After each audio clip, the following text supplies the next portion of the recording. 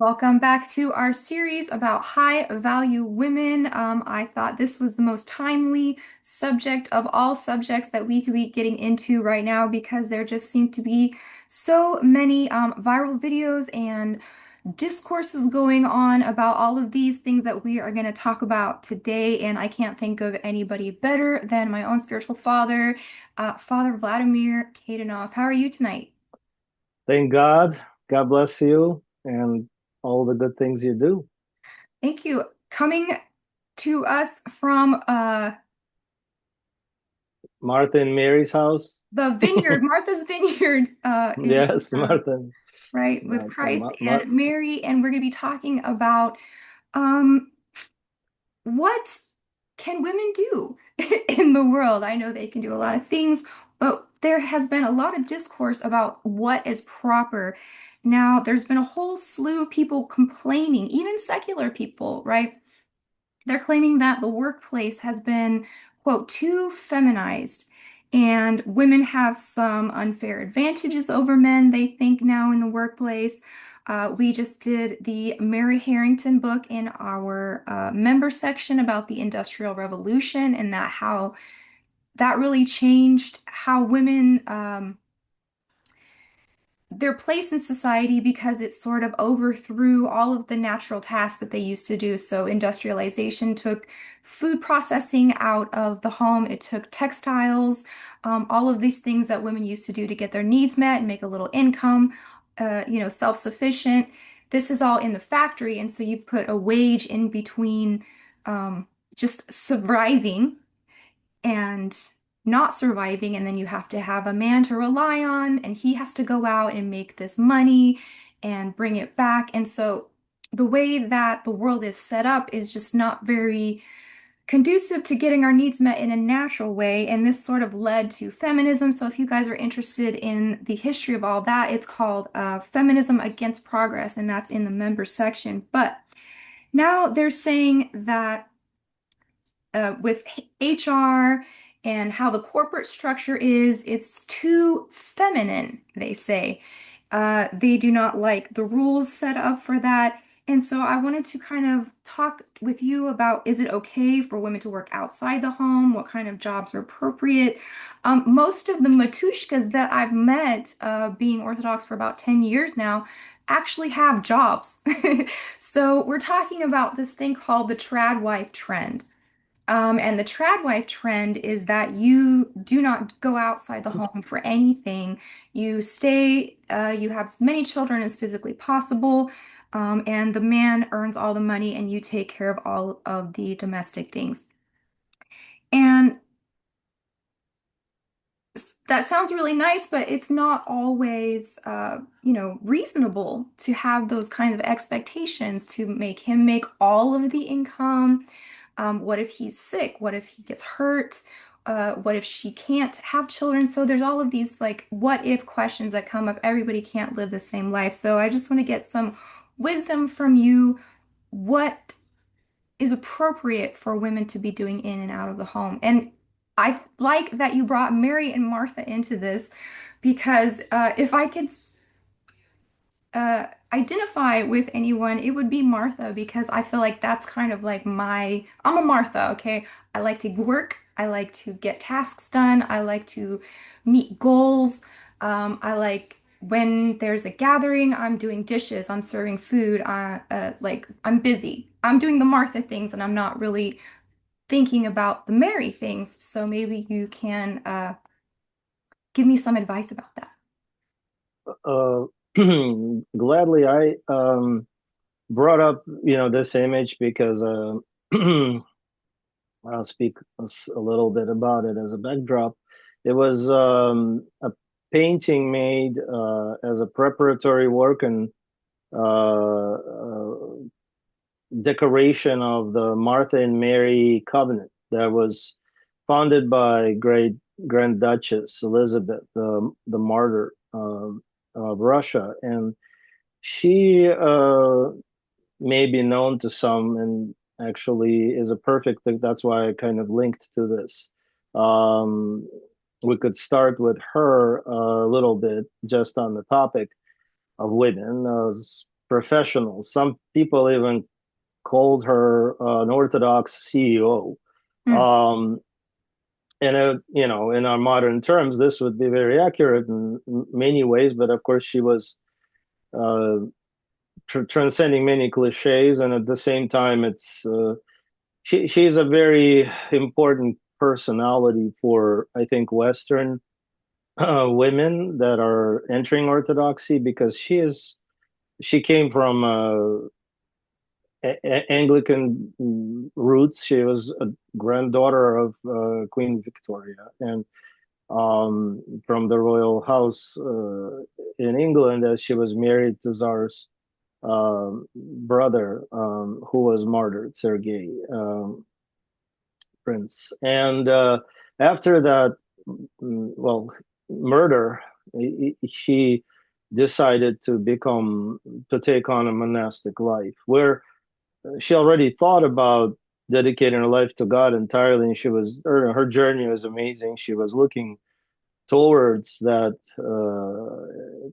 coming to Russia, towards becoming part of Orthodox faith, even though she certainly, like many Protestants that we now have coming into the church, had a very deep and profound reverence and knowledge of the scripture, and understood the history of the church very well, and resonated with ideas of the Symphony of Byzantium that we see in ideal, if it's ideal, of kind of a relationship of church and state, where it's not a separation, but a symphonic harmony.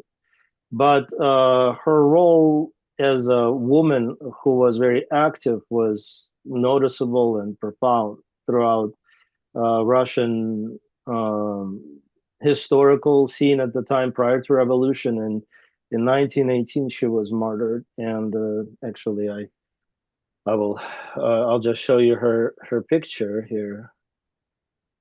Mm. That is an image of her, one Hmm. of the photographs, and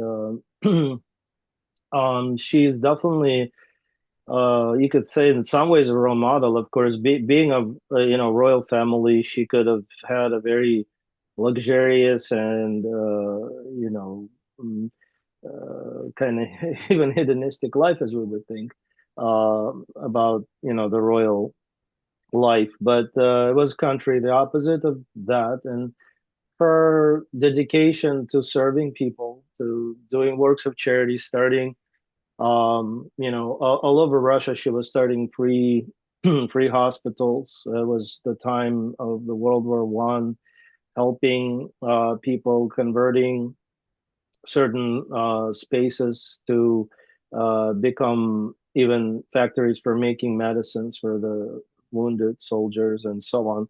Her scope of influence and charity work was profound, and all of it was kind of aligned with that philosophy that she connected to the idea of Martha and Mary. Hmm. It was a very important point. So it's so important that she built this covenant in Moscow. That was this is, you can see a kind of, this is an arch way that has this huge, it actually survived this huge fresco Hmm. that you see him do. This is done on cardboard with gouache, and Nesterov is the artist who did this in the beginning of the 20th century.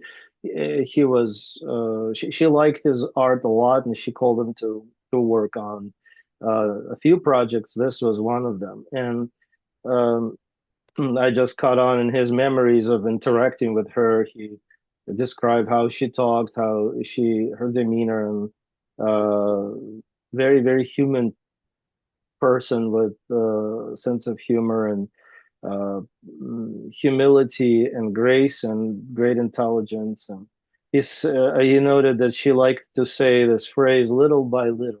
That was one thing that she liked to repeat all the time. I thought Hmm. it's a nice takeaway from her approach to getting things done. And her view of Martha and Mary was that they are really two connected um, aspects of what we, not just women, but what we as Christians and Orthodox Christians should pursue on our path of service. in life in the church life in Christ. And I think she had very well uh, kind of zoomed in on this very important topic that we're basically right now kind of unpacking socially, in at least what you're describing currently, because she is addressing the idea that these two aspects of Christian life, they should be balanced. Mhm. And of course, they don't have to be balanced artificially to a point where everything is measured out. But we've spoken about this topic earlier, like in our first conversation on valued women. And the idea that Martha and Mary are really our own inner aspects that sometimes one tries to override the other. And it's important to be vigilant where if you're trying to make things done, which is, kind of a highly influenced approach through a Protestant view that we should really kind of build heaven here on earth. We should make the kingdom come by good deeds and make everything work here for us. And that idea of having material effect in the world, the good works, that's what matters the most. And that is, of course, very well infused with materialism and enlightenment and post-enlightenment ideas that, kind of drive a lot of the Protestant positions, and mystical theology and a spiritual experience in its authentic sense sometimes gets overridden. And in the Gospel of Martha and Mary, we definitely have, here demonstrated that dynamic where, Mary is choosing the good part, but as Martha is coming in, and the dilemma issue there can be certainly a problem if we have that overriding. I want to do things, I want to make things happen, and uh, that becomes the end goal, and the drive to make things happen in the material world is it can override the spirit. Mhm. And it does. And in fact, that's what the Gospel of Martha and Mary points to, because Martha wants Mary to stop and to go and to, you know, have her quit listening to Christ. Mhm. And that is the agenda that the gospel warns about very, very clearly. And we need to be mindful because we will, if we allow the inner Martha to override Mary, it will demand that Mary stops the spiritual existence and succumbs to the service of God precisely as a justification of, material functioning and whatever you want to call it. You can take it to the level of career achievement, and even saying, okay, I'm going to make all this money and give it to the church. And it's a noble idea in some way, but again, this is not what Christ wants from us. It's not. It's easy for, it's like people say, I'm gonna play the lottery until I win, and then I'll give, $1 million to the church. So God, make me win. Like, you get this type of scenario periodically with people's logic, and it's a complete reversal of what God is pointing us to. And in this particular situation, it's very clear. And he does say that she chosen a good part, but it doesn't mean that Christ calls her to stop doing things in general. And that's where Grand Duchess Margaret Elizabeth was uh, focused on, is trying to balance these two aspects. So her outreach to the world was balanced with the spiritual life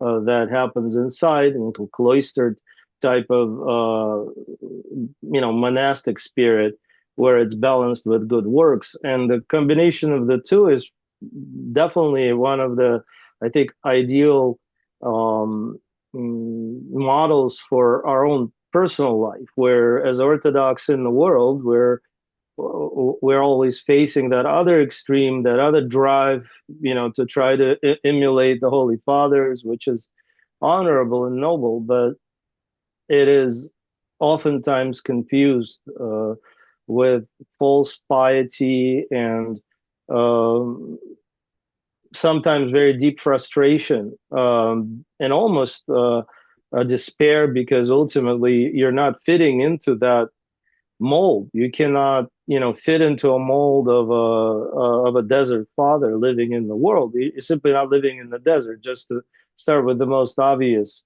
incongruency of your lifestyle, I mean, of course, historical, backdrop, and of course the actual asceticism.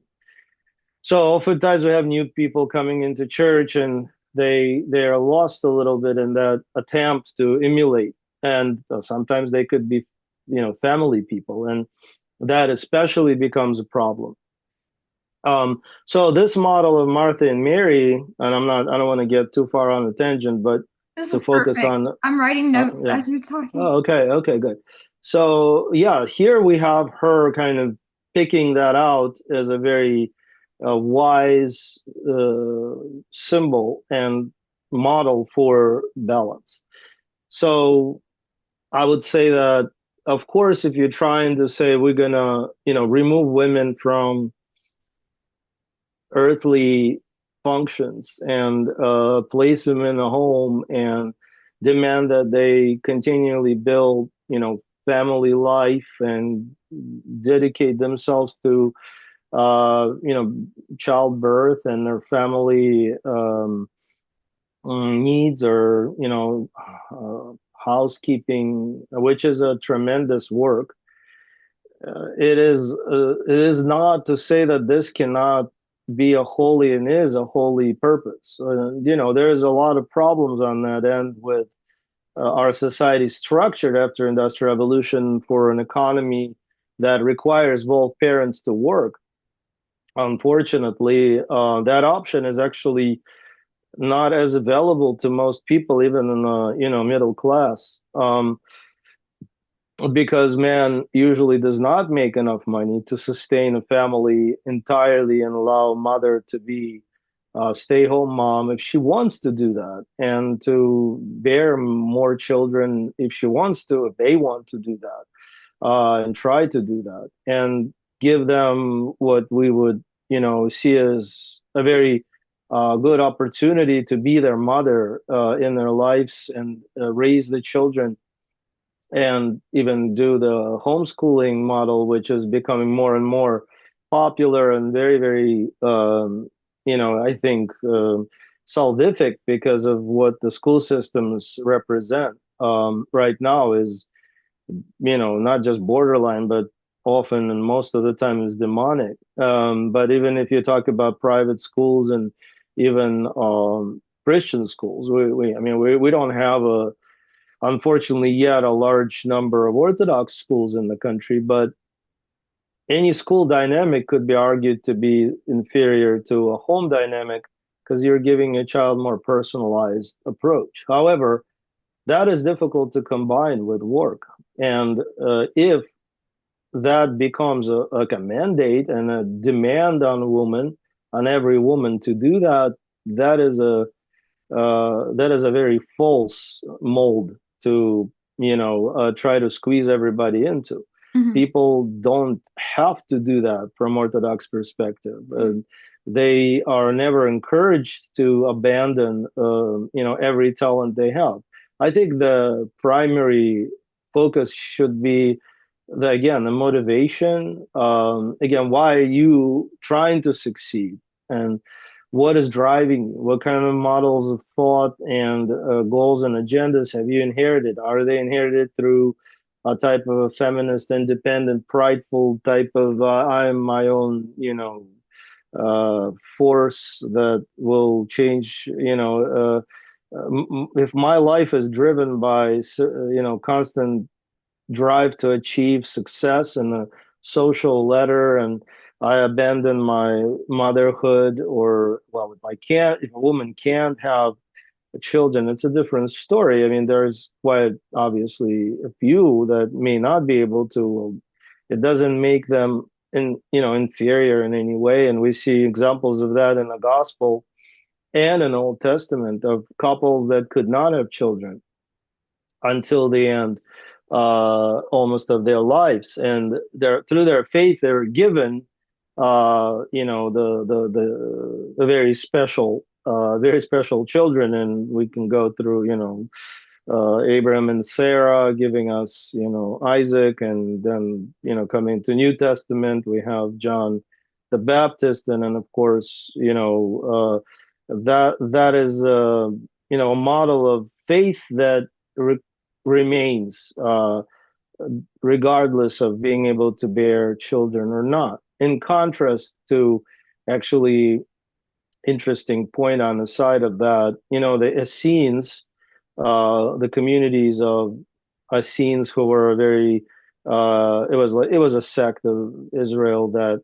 focused on living a pure life, and they were like a monastic community, but historically at some points they had even though they were segregated, they constantly stressed purity, but it wasn't always in the format of not marrying or not being producing offspring. They interestingly had this weird practice of marriage, where if a woman didn't bear a child um, within, I think, 3 months or something after marriage, a man was eligible to leave her.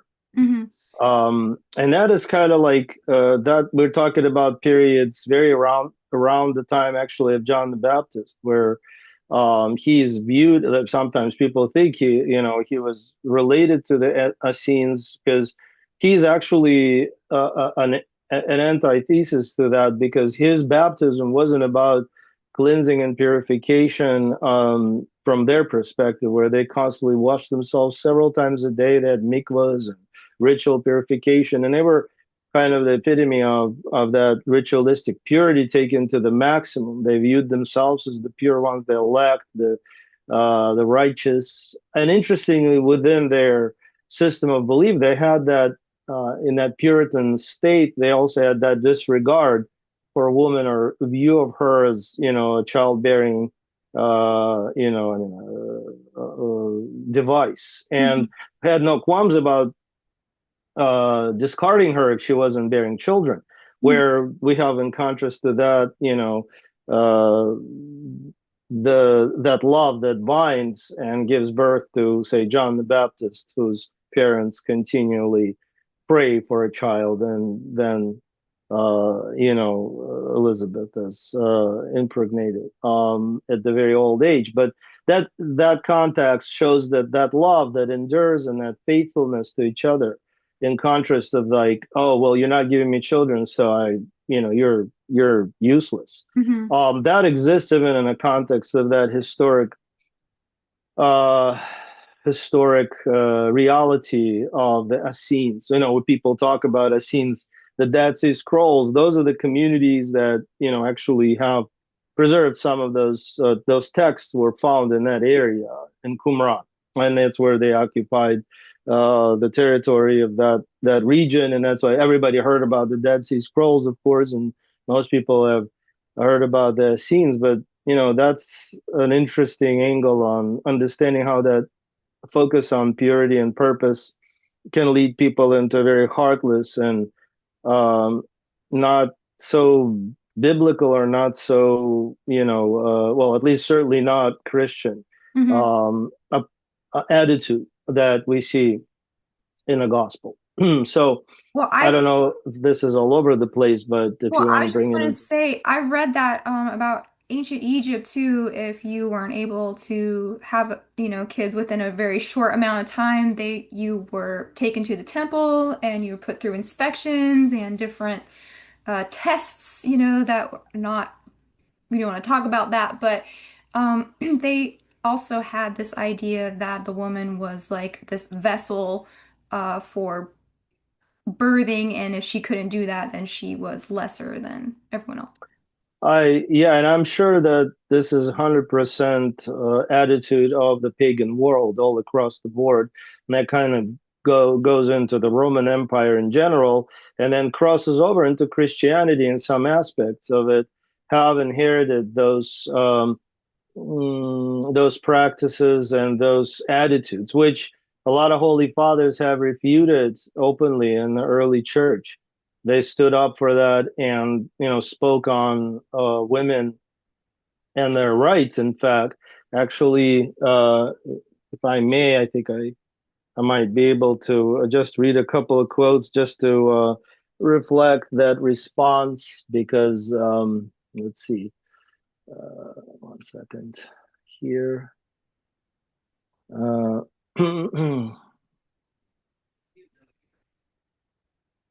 So while you're looking for that, yeah. what we're talking about here, it's funny how I'm trying to explain to you what online culture is for me right now. Hmm. You have some archetypes on either side of the spectrum, and one is called the boss babe. Uh, who, like you said, Hmm. independent, feminist, and these are just archetypes, right? And then on the Hmm. other end, you had they called the trad wife or traditional wife, the Hmm. conservative, and both of these are caricatures, I think, and I don't think very many people even fall into these categories because they're just so extreme. But um, I don't find that women who are married and have families try to go to work for this boss babe mentality. I feel like most of the women are just trying to help their family, survive. They're not, Right. right? Like hence the economic setup that Yeah, leads to that predicament. Basically, people don't have a choice very often. I right. mean, they would love to maybe be home. Right. And then on the other side, the trad wife is like becoming some sort of character costume where you bake the loaf of bread and you wear the certain dress and you say the certain things. And it's just a niche, okay? It's just like a character that you're playing now. Um, Hmm. but it's kind of overtaking the culture and giving people a lot of weird ideas about where to place women. And so it's like when you read things like the lives of the saints, you open the Synaxarion or whatever, and you see all of these women saints have so many different various roles, from empress to slave and everything in between. And they were saints and they were able to use their talents in that unique way that God allowed them to express it. And with the opportunities they had, it does not fit into just this little tiny trad wife mold. Yeah, absolutely. Yeah, the attempts to kind of do a dress up, kind of customized, like becoming that image. I mean, people like to kind of have a mold oftentimes, and that applies to that same more fundamental thing that I mentioned, that that kind of external piety idea, where it actually becomes a dishonesty that torments people, where they're trying. It's like, as it can be put, it's like you're taking the image of God that is an icon, the image of God's perfection, and it's covered up with all kinds of dirt. But what you do, instead of trying to restore it, you kind of put lacquer over it. You put some kind of new layer of paint over it, and front yourself before yourself, others, and ultimately, which is the most problematic thing, before God, because you want to do a role playing of either trying to seem holy or trying to seem, fit a certain mold. And it works for a while, but usually it never really either lasts or produces true content and happiness for people, because it does not get to the core of those inner layers that have not been honestly opened up to your creator.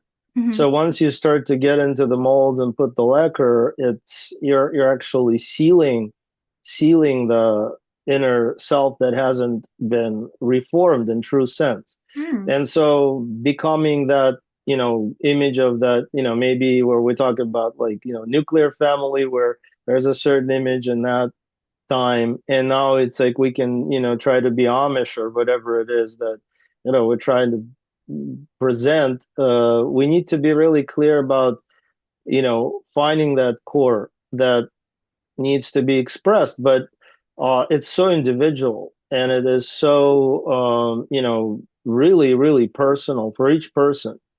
And each person needs to examine their motivations. And that is the real spiritual life, the honesty with yourself and with God, and not trying to look good before God. First of all, I mean, we're trying to look good, we're trying to seem something Hmm. before people, and we're trying to seem something before God. And we think, oh, we found that ultimate formula, like I fit that mold of a woman or a man. As a man, I want to be a holy father. As a woman, I want to be this, like whatever, trad wife or whatever it may be. But I think those are attempts to resolve that cognitive dissonance inside that hasn't been addressed. It could become, at the same time, you could be an amazing mother and live a life of deep and profound service and sacrifice to your children. But that sacrifice has to be filled with joy, because if you're pretending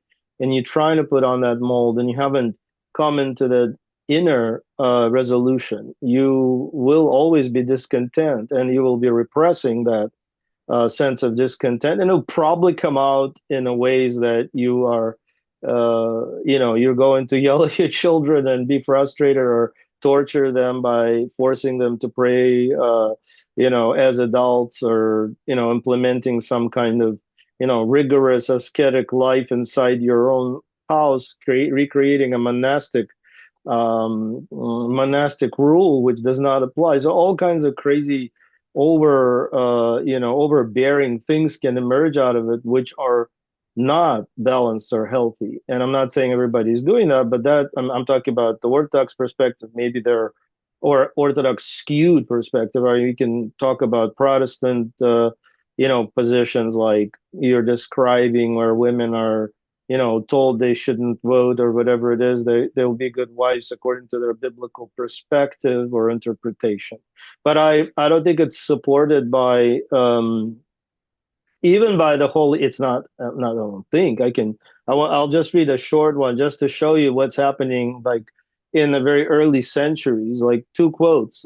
Here's one from Saint John Chrysostomus on origin of humanity. The woman also possesses creation according to the image of God, as indeed does the man. The natures are alike or of equal honor. The virtues are equal. The struggles equal. The judgment alike. Let her not say, I am weak.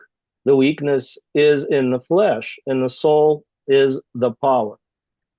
And to kind of refer to the social system at the time, Saint Gregory, the theologian, Saint Gregory Nazianzen, those, we're talking about very early century holy fathers. Hmm. I do not accept this legislation. He's referring to Roman, residual sort of political treatment of women as, second class. And Hmm. I mean, maybe we're kind of entering that attempt to like recreate the Roman empiric sort of imperial status of the Western world. It's always been kind of enamored with the Rome Yeah, and I have of notes on the. that too.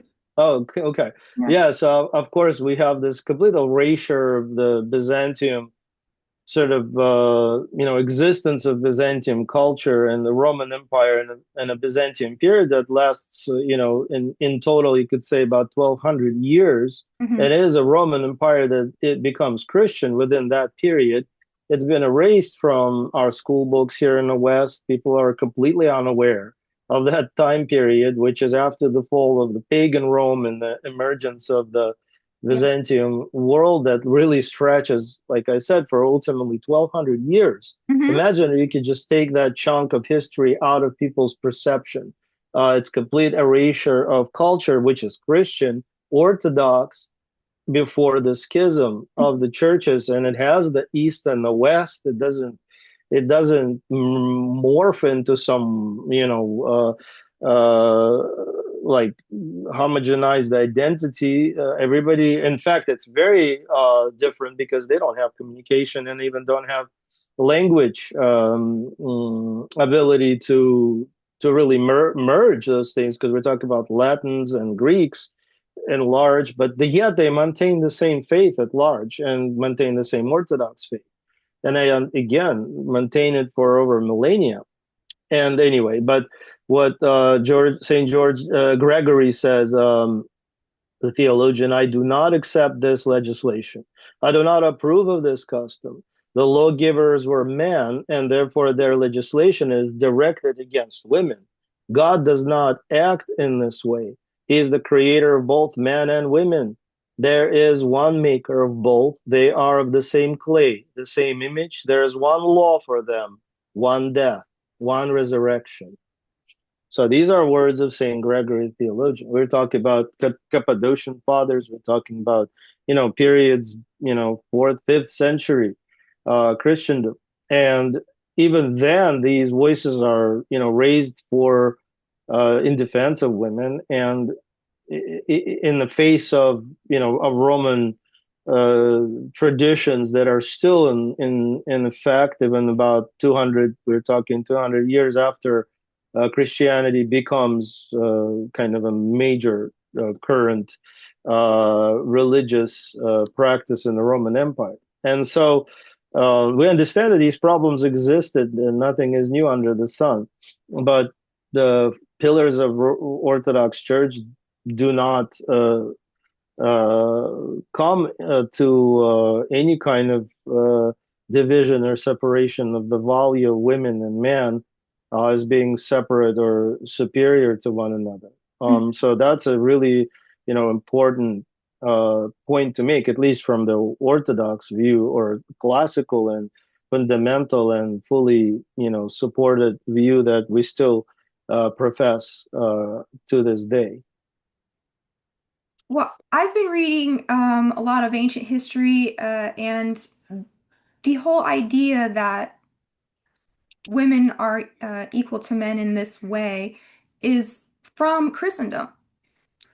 There is no evidence in Greek history, Roman, Babylonian, any of this. We just did this whole book, Democracy, and the history of voting and where that comes from. And like you said, they went through the whole thing and they skipped over Byzantium. It's like Greece, Rome, yada, yada, yada, the Enlightenment. And they Mm-hmm, always mm-hmm. just leave that out. And well, they left a lot of things out actually of that. But yeah, this equality comes from Christendom. And this is where we get the idea of rights. The idea of like a slave is just as valuable in the eyes of God as a king, right? Yes. And as I was preparing for you to come on, I saw this TikTok and someone was talking about, I never heard this saint, maybe you know who it is, Macrina the Younger, the sister of Basil the Great and Gregory of Nyssa. Mm-hmm. Yeah, of course. Yeah, I have heard about her, and she was, very highly regarded as even a theologian. And Saint Gregory, Saint Gregory the theologian that I just quoted, in fact, was um, her brother, and his his respect and regard for her was tremendous, and he wrote many things on her and quoted her as a theologian in that regard. And so, I might be even able to find some things I actually looked at on her account. Yeah, she is very less, she may be less known to, sort of a majority of people in in the mainstream, but her spiritual legacy is profound, Mhm. and she was working on creation of orphanages, as far as, again, like that Martha Mary dynamic where she was active in her giving, and that entire family was, Basil's family was a whole dynasty of spiritual inheritance.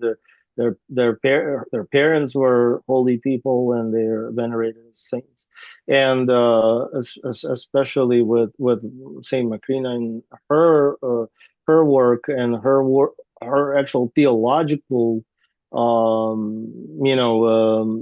statements. I can maybe pull it up if I when you're talking. I don't want to interrupt, but it's beautiful to see how a woman had her place, respect, and even honor of her very more popular and known brother and Saint Basil himself.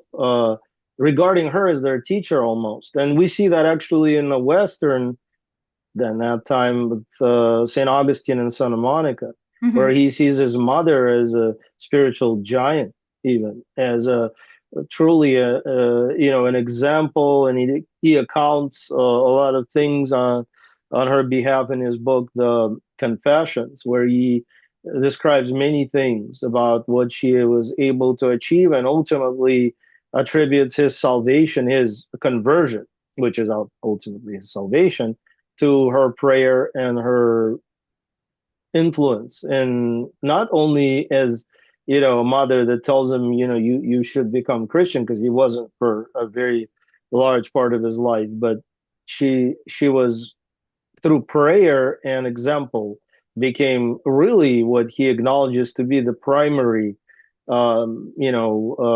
factor in what we now have as um, a teacher of the church. I mean, she was a woman who was married to a pagan, who who had a son who was also pagan and a sect member, and a materialist, and a sinner ultimately. And many women are, sometimes they find themselves in a similar predicament in the modern world too, and many mothers where their husbands might be far from being good Christians, in that sense, maybe being pagan-like, and their children become very secular and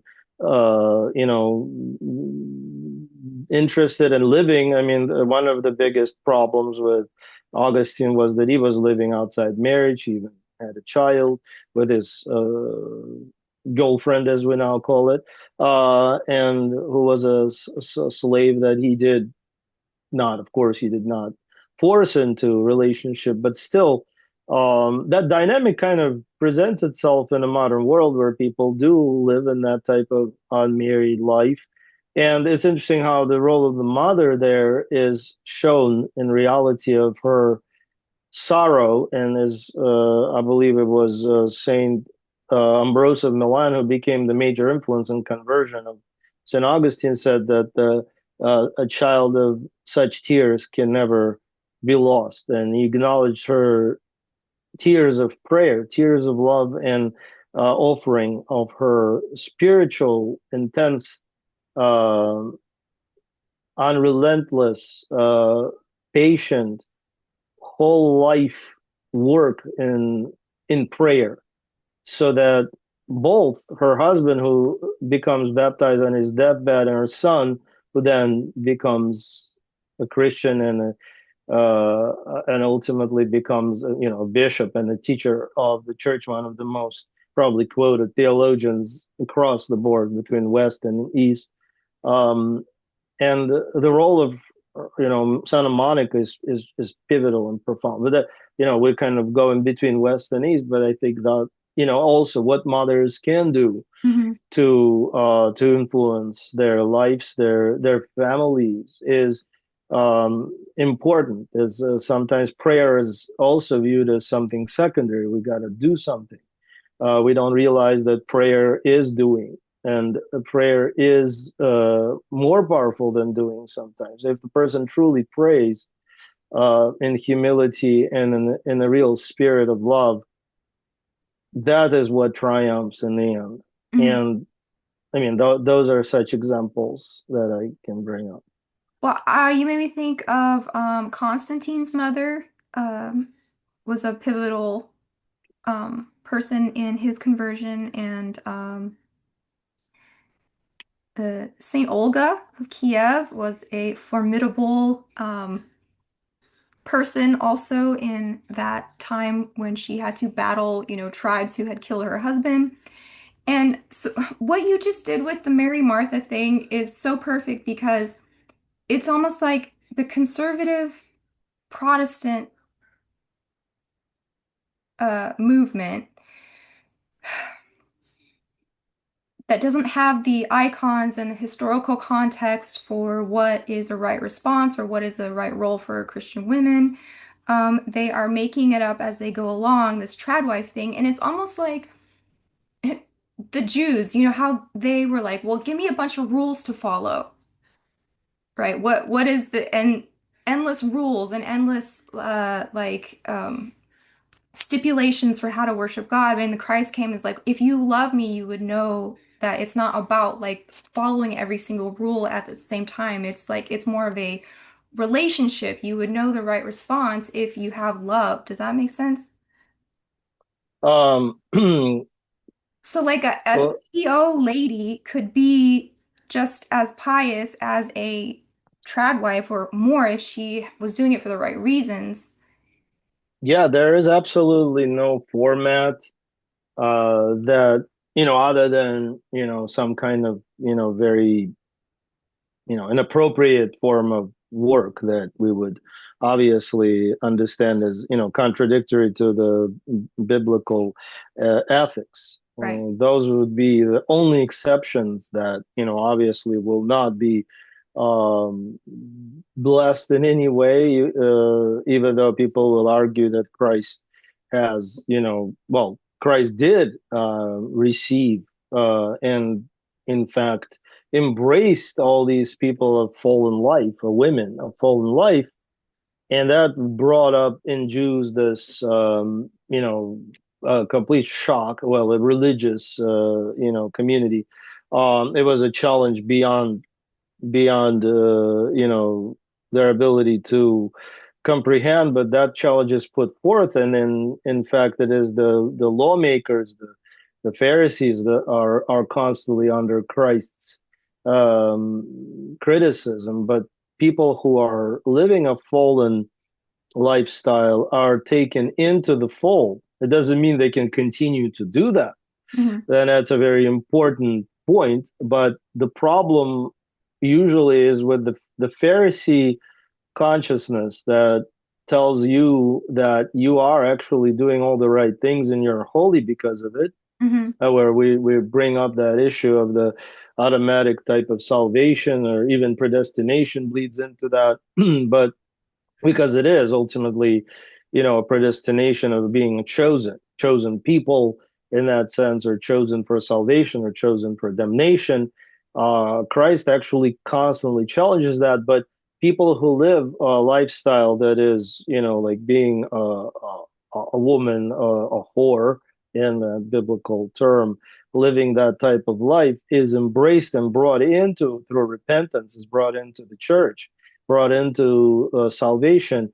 And the problem for someone who is a Pharisee, which is, in some regard, again, all of us, we all have the same, you could kind of juxtapose those two. I mean, for men, it's, say, the tax collectors, but they all participate in the same dynamic with the fallen women as well, because they all kind of gather in the same, they all have the same party life there. And he goes to these parties, right? And he joins these dinners where it is to eat with people back then meant that you're like your family with them. It meant literally, it meant more than it means now. Hmm. Uh, and it was extremely intimate. To enter somebody's home, to share in food, meant like you were literally bonding, almost like on a blood level, on a spiritual level with these people. And Christ does that consistently. And he sees and shows us that these people actually display ability to repent because they know clearly that they're out of format. They understand that they're living an impure life. And the problem with the mind of a Pharisee in us is when we think we are living the pure life, And when we start to assign ourselves into a kind of our own view of hope for salvation that is based on our own kind of fitting into that mold of a, let's say, a good mother or a good Orthodox churchgoer, and that tendency creeps in where that struggle within a person, where on one level they are good, on another level they fall short all the time with different passions, be they of the passions of lust that most people, or if not everyone, really struggles with, to be honest, because that you see that in monastics and holy fathers, you see that admonition in obviously people who live in the world, and that inner, fallen struggle, and that attempt to become that Pharisee in a way of saying, no, no, I'm going to be saved because I'm doing all the right things and I'm fitting that format. That inner conflict is only resolved in what Christ brings us to understand, that it is acknowledgement and honesty that people have to have, and only then that Christ will dine with them. He will embrace their fallen state to the fullest of acception of them, not their fallen lifestyle. And of course, that lifestyle needs to change. That brings us to what kind of work can you do? Well, for women or men, there's no distinction. And if that work is not, again, uh, disgusting in the eyes of God, if that is not that, then anything a woman wants to do, she can do. But again, the motivation is what needs to be examined. She Hmm. wants to do it because she's been like impregnated with the idea of like ultimate achievement and trying to be a man like or challenge a man in their ability to do something. In some ways it's physiological, in some ways it may be mental advantage that certain men may have. Not to say that they're, you know this is a statistic that we have to like try to again beat women with and say, well, they can't do this, they can't do that because they're inferior in certain respects. But we can definitely say that now with technological advancements, a lot of these things do equalize. Point is in motivation, in my opinion, entirely in the spirit in which you do it and why. And Hmm. that again brings us back to honesty and self-examination. What drives you? You're Hmm. trying to prove something. You've been Hmm. trying to prove something your whole life, and you may not have even noticed that. So if like you're a career woman with that obsession, that is a problem. But if you're a career woman motivated and inspired by God to be realizing your talents, that is a noble and honorable thing. The only problem is if you do that as a man or a woman and you leave your care for your children in the hands of, let's say, a public school system that is going to entirely destroy and corrupt them within sometimes weeks or months, uh, and you neglect that because of your focus on a career. It's a question you have to examine and say, well, am I what am I leaving for the next generation? My own offspring are not tended to and corrected, and they are raised by a system that has a focus on destroying their morality, their even sense of identity, obviously, and their gender identity to be entirely clear. It isn't anymore just a ideological position. This is identity position based on their biology that's being challenged with an open and direct focus within the school system. So you're trading off certain things. You have to understand that life is a series of decisions and sacrifices that we have to examine and understand. Is it worth for me to sacrifice my children on the altar of achievement? Because if I do subject them to this environment, they will be damaged, and that damage will be irreversible within a very short period of time. Sometimes I'm not, the society is not giving me an option. Hmm. But again, this is all these complex questions that people need to ask themselves, and their motivation or the realization of the consequences. If we're talking about family predicament and child bearing, child raising issues that come with, basically bringing in them into, like the way you point out, to the temple of a sex cult. It's like these temples and sex cults have become the schools in Hmm. an ideological sense, Hmm. and it's like, oh, I'll just take my my child into, let them raise my child, and meantime I will pursue loftier and better purpose in life. Well, that's exactly where you need to face that and look at that and understand it as is a reality. And the responsibility that you will bear on what you did as a steward of these souls that were given to you by God Hmm. through childbirth, because we do not create or own our children. We Hmm. give birth to them through the ability. If we are blessed with that ability, we do give birth to children, but it's not our creation and they're not our possession. And they're Hmm. not on loan to us. They are the ones that we're responsible for before God. And maybe if not that, what is our greatest responsibilities if we are parents? And if we're not parents, and if we are, let's say we don't have children for reasons that may be physiological, for example, then what do we do with our life is, of course, more open option, and we don't have the dilemma of that. But again, we can do whatever we want with our lives, and we can again seek a career for a purpose of pride and some meta program that is running in our, let's say, woman's identity crisis, where she's trying to prove everything, and Hmm. usually rarely finds true contentment and happiness, if that's a motivation, because nothing in the worldly sense will ever give satisfaction to the soul if that is the sole purpose. And we bring it back to Martha and Mary dilemma. So these two things have to be balanced, and you can dedicate your life to a career and help others to to heal, or to even dedicate your wealth to helping noble causes. That is very good, but you have to keep that balance. You have to make sure that your inner life has not suffered because of it, again, on the premise that you are going to do good things with your money. Therefore, you can, burn out your soul and then give all that money to God and say, well, here, I build a church with that money, and now God should be pleased. But that's, God never cared about building a church.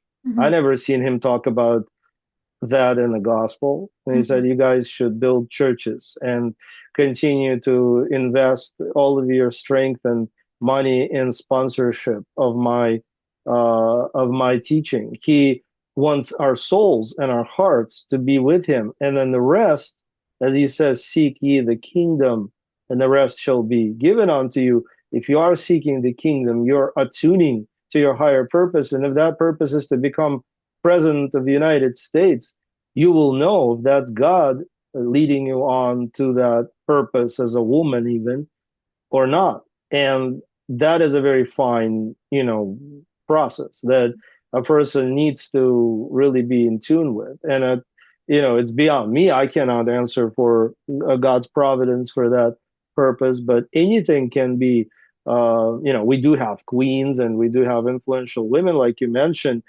like Olga and Elena, and we talked about Queen Tamara as an example. We're talking about Grand Duchess and her sister, uh, Queen Alexandra, and their work in the world and political sphere was highly influential and can bear a lot of very good fruits.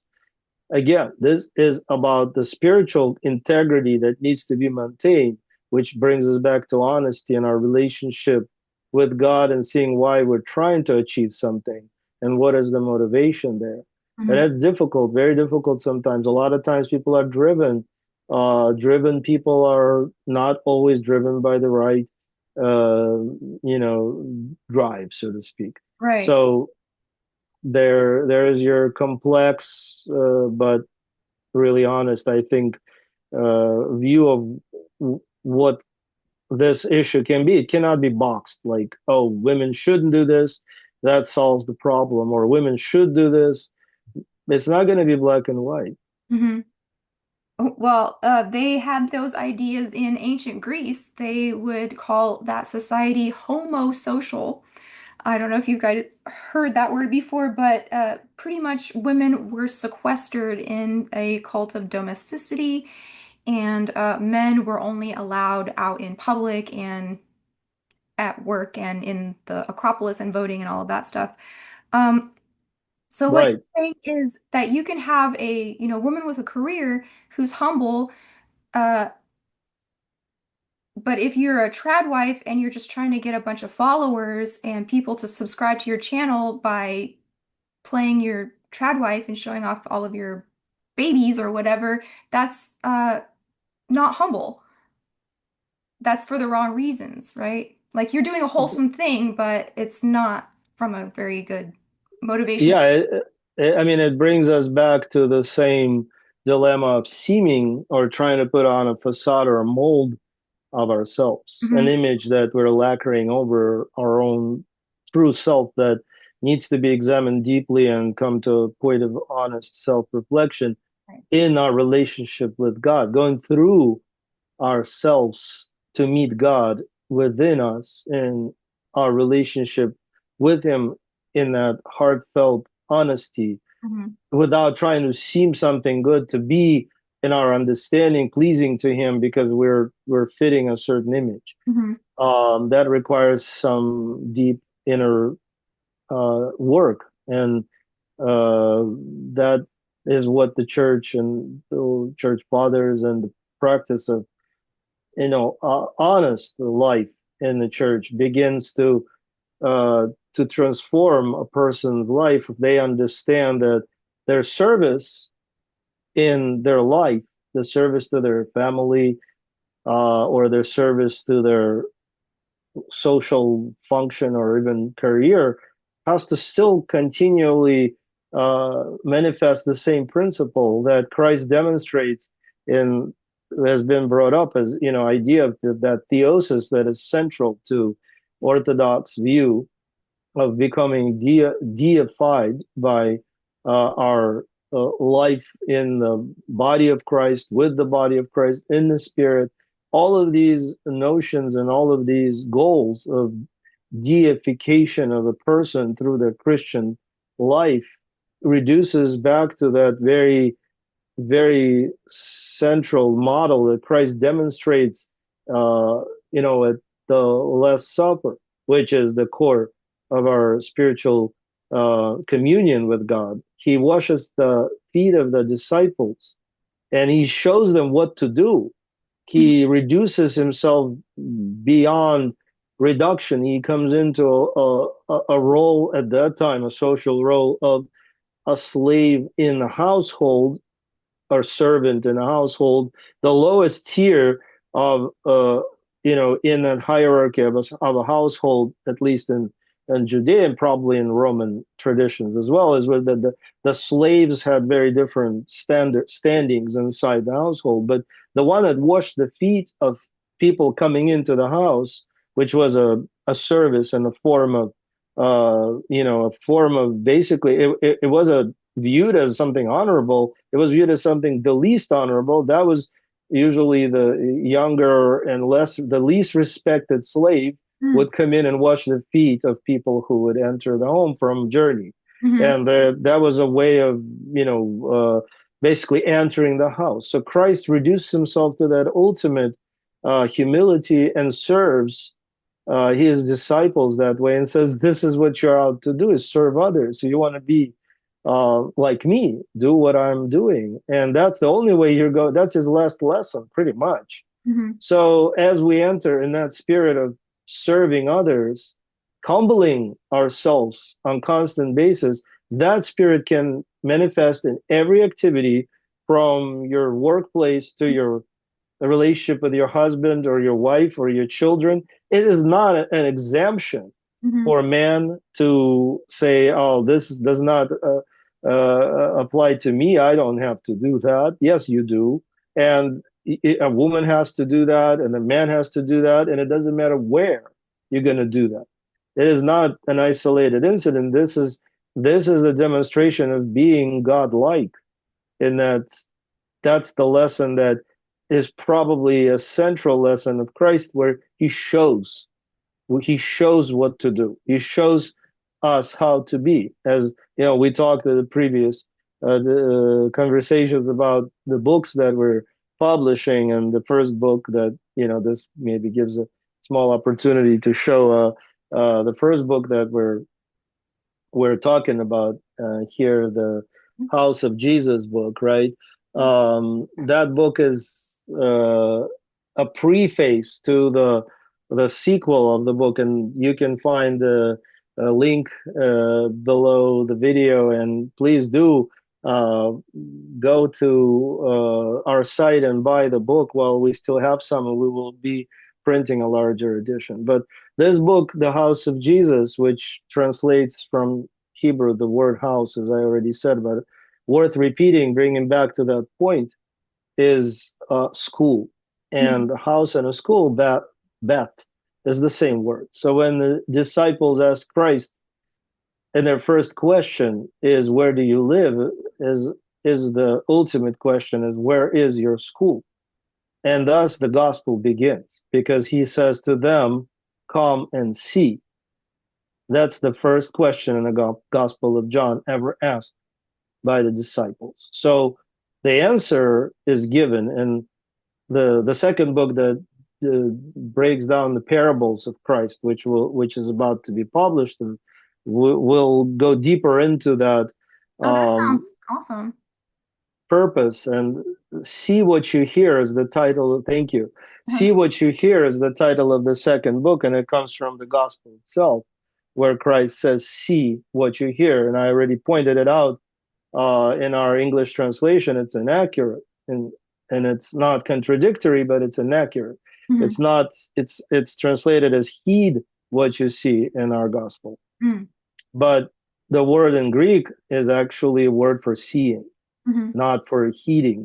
To heed something, to understand it, to integrate the knowledge is not a contradiction, but the pathway of teaching that Christ gives, even though it is verbal, even though that it consists of all these parables, of which there are more than 20, they all are riddles. They all are engaging tactics to bring us into understanding, and each of them is about the kingdom of heaven, Hmm. each one. So his goal and his purpose is to bring us the kingdom that we should seek. Once again, to reiterate that point. But to understand it, we have to enter the inquiry. But to find the answers, we will be required to see what Christ is doing. And so becoming that example by seeing what he is doing and paying attention to his message as he demonstrates his love and his teaching through his own life is very central. So that kind of resolves the answer or a question to what should I do? How should I live in this world as a Orthodox Christian? And that answer is a gospel message of Christ's example, which is profound humility, wisdom, and love that are combined. And the way he teaches and the way he lives and the way he brings us back always to seeing how that humility has to be practiced in our career life and in our family life, in our relationships with our spouses and friends and co-workers, and no matter what it is, or of course church going communities and so on. Hmm. So I would say that kind of, to me, the question is about that, really, primarily. Well, let's talk about motherhood for a second. That is the highest vocation of blessed station. We venerate the Theotokos. She is our icon, of womanhood and motherhood. And I love kids, and I don't have any. That's not up to me. I do my best. But it's funny because I met a Matushka one time a long time ago and we were talking and she said, "How many kids do you have?" And I said, "Oh, I don't have any, but I love them." And she says, "Yeah, I have 10. I don't really like kids." So I was like, okay. But Well, yeah, in a way, it's a good answer because again, like we were saying, she's somewhat honest in that yeah, sense. You know, it makes that. I mean, of course, every joke, as they say, has a little bit of joke in it. But Yeah. obviously, I mean, I don't know to which degree she was, jesting or to which degree she was saying the truth, and it can be sometimes a trap where people enter childbearing sort of um, role to a point where childbearing itself becomes the end goal, where it isn't just about bearing as many children as possible. It's also giving them all of the needed nurturance that sometimes can be lacking. Mhm. It's a important question. Is that people can say, no, I'll just have one child and I'll give them everything, and that usually turns into a disaster as well Mhm. because then the people are trying to create that perfect image that they envision in themselves, and it can apply to religious, like they want to make them a saint before they Mhm. even find out what that child really is experiencing, and ultimately forget the most important thing. For theirs is the kingdom, and oftentimes we have young parents who are just entering orthodoxy, and they're trying to mold their children into these holy fathers and mothers, and uh, break them into some molds because they are receptive, Mhm. and they will try to please their parents to a point. But once they go into a phase of teenage rebellion, they will run away from the church as far as they possibly Mhm. can. Mhm. And that's something people are now, I think, going to be dealing with a lot because all the neophyte stages of newly converted people, they're going to try to say, our parents never raised us in the right traditions. And so now we're going to do it right for our children. And the biggest mistake they made is they try to put them into a fifth century mold or a 19th century mold. It doesn't mean that the fifth century or the 19th century customs are all wrong, Mhm. but trying to mold that by that same problem that we've described can destroy your child, and or if not destroy them, make them completely allergic to the spiritual life, to prayer itself, Mhm. because prayer has to be born out of inner love and relationship with God that children often do have. It is parents who think they know now that they got their prayer rule book in first 2 months of becoming or inquirer.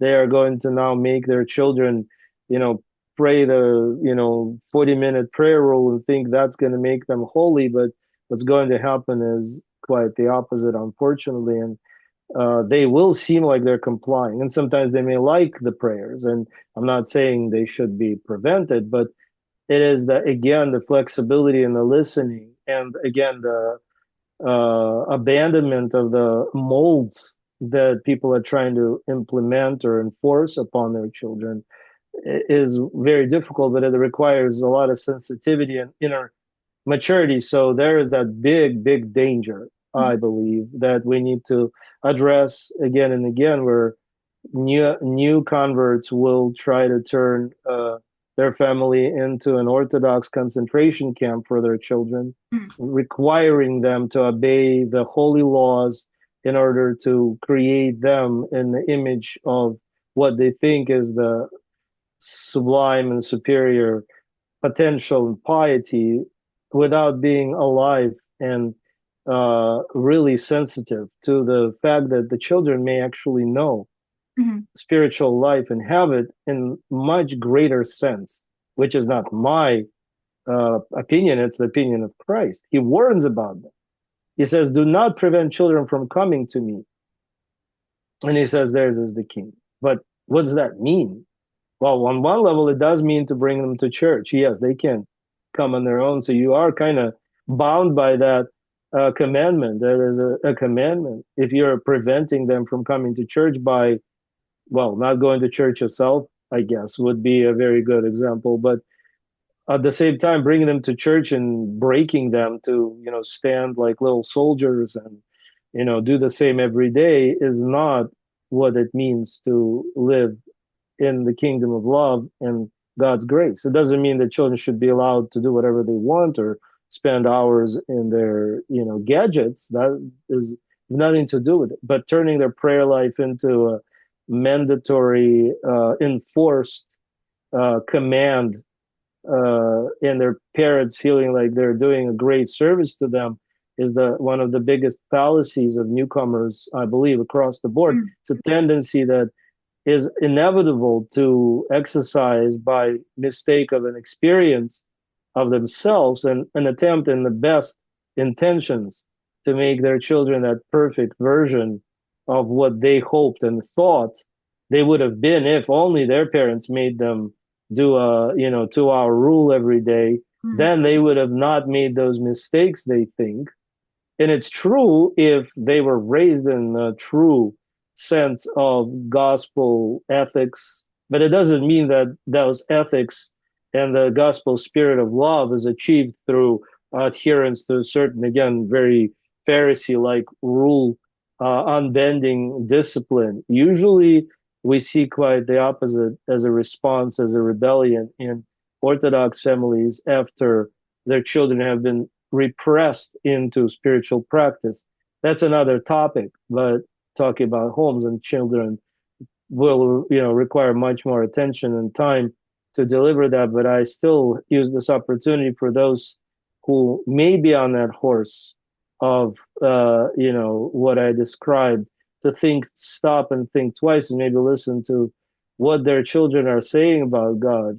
Mm. And surprisingly, they will find that their prayer oftentimes is very pure and simple. And also they know how to listen and they hear God. And they may tell you something, which we oftentimes forego entirely in our prayer drive to talk to God in the words of the Holy Fathers through reading prayer after prayer for the sake of finishing our prayer rule and think that is going to be our relationship foundation with Christ. And that foundation becomes ultimately the end goal is to read a certain number of pages and then also engage our family or require a wife to be there for that prayer and or other way around.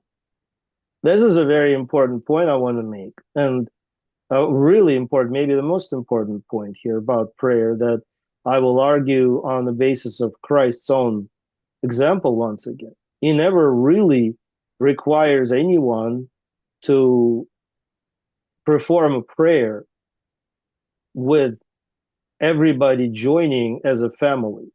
Mm. It is a good thing. It is important. It is important to show the example. It's important to have coherence, cohesiveness, and having a prayer together as a family. But it has to be balanced. You cannot subject a child to an adult prayer rule because you Mhm. think the more is better. You Mhm. need to listen Mhm. and you need to see what their attention span is there for them. Because Christ, yes, he says, where there's two or three gathered in my name, I am amongst them. But that gathering is likelier to be a description of liturgical life, which is our gathering in the church Mhm. and our unity as one body with Christ as the body of Christ in worship, liturgical worship, and ultimately Holy Communion. But when he talks about directions on prayer, he gives absolutely no commandment and no prayer other than after many prompts and requests from the students, he gives them our Father Mm. as the prayer. Mhm. And when he describes how to pray, the only time he gives that description is to go into the inner chamber, to close the door, and to pray in private. So to say that now I have to force my entire family to do this would not be supported by Christ's only instruction on how to pray. Mhm. And that is a big big mistake that a lot of newcomers also make, where they think we're now going to form a cohesive whole. The family that prays together stays together. That is absolutely true. But how that prayer is implemented and to what degree and in what spirit is so pivotal and crucial as not to make this a destructive uh, form of pressure Mhm. instead of in building in children that type of feeling that prayer is a repressive and painful experience, because if that forms in their hearts and their minds and their souls over a year or two, the only response they will have is, when is this going to end, and Mhm. when am I going to be free from it? Because that's what human will do, any human. So anyway, I'm bringing up some maybe controversial topics to some people, but there's nothing controversial about them in the context of the gospel itself. Mhm. So, or Christ's commandment or instruction on prayer life, prayer life that is a life itself. It's a creative process, as Holy Fathers point out. It's a creative process that has to come from within, but it does have to have an external form. It does have to have certain level of discipline for Mhm. sure. But if it's just discipline for discipline's sake, then it is transferred into a form of control of the family and repression. It's contrary to the spirit of true Orthodox faith. Well, that's interesting that you brought up that because it kind of leads me into the next thing I wanted to talk about, forcing people to do things, right? You can't force your children um, to an extent, right? You don't want to turn them off. Um, and while we were talking about the Roman Empire and the parallels between what we're seeing now and the sort of like height and collapse of the Roman Empire, so back then they were also very concerned about birth rates.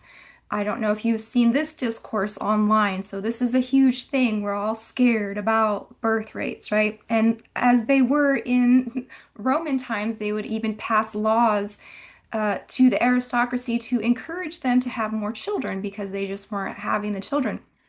And my least favorite part of the 20th century is when the globalists put all of their effort into reducing the population by vaccines. So, even 5, 10 years ago, they would say, we're overpopulated. We can't sustain, all of these people on Earth, right? That has completely flipped, right? And I feel like this is just a pressure point to manipulate people, right? So they decreased the population. They got everybody vaccinated. They got them on birth control. They've got them on the endocrine disrupting chemicals, right? You've got the boomers convincing people that having children is oppressive. And well, all this applies to me too, because, I've had my share of autoimmune issues and infertility and like have been on birth control in the past. But now that everybody is sterilized, they're trying to sort of turn the script and switch it that they're alarming people that we're not having enough babies, and if you are childless, you are worthless. So this is what I've seen online. If you can't produce, like you just said, the Essenes, right? If you can't Yes, yes. do this, then you have no place in society. So I think this technique of alarming the public to a reaction is ancient, it's propaganda.